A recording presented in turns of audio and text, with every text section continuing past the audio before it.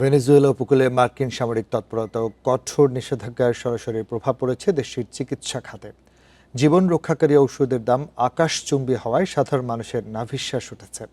আমদানি নির্ভর দেশটিতে পণ্যবাহী জাহাজ ও বিমান চলাচল বিঘ্নিত হওয়ায় দেখা দিয়েছে তীব্র ঔষধ সংকট।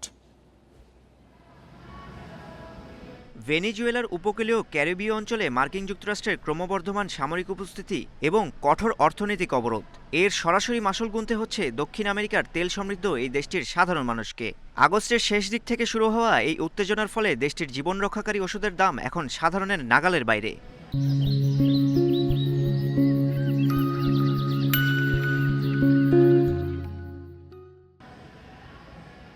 রাজধানী কারাকাসের উত্তর পূর্ব শহরতলির সুপারমার্কেটগুলোতে প্রতিদিন ভিড় করছেন শত শত মানুষ, কিন্তু প্রয়োজনীয় অ্যান্টিবায়োটিক কিংবা প্রাথমিক চিকিৎসার সরঞ্জাম পাওয়া এখন ভাগ্যের ব্যাপার।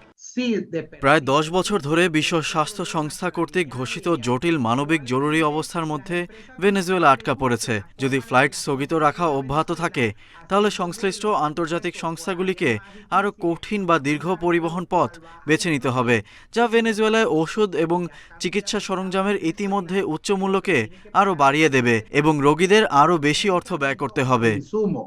ভেনেজুয়েলায় ওষুধের কাঁচামালের প্রায় 90% আমদানির উপর নির্ভরশীল, কিন্তু নভেম্বর থেকে আন্তর্জাতিক বিমান সংস্থাগুলো ফ্লাইট স্থগিত করায় এবং মার্কিন অবরোধের কারণে পণ্যবাহী জাহাজগুলো বন্দরে ভিড়তে দেরি করায় স্থবির হয়ে পড়েছে চিকিৎসা সরঞ্জাম সরবরাহ। যুদ্ধের দামামা আর নিষেধাজ্ঞার জাতাকলে পিষ্ট ভেনেজুয়েলার সাধারণ মানুষ এখন শুধু বাঁচার ন্যূনতম অধিকারটুকুই যেন প্রার্থনা করছেন।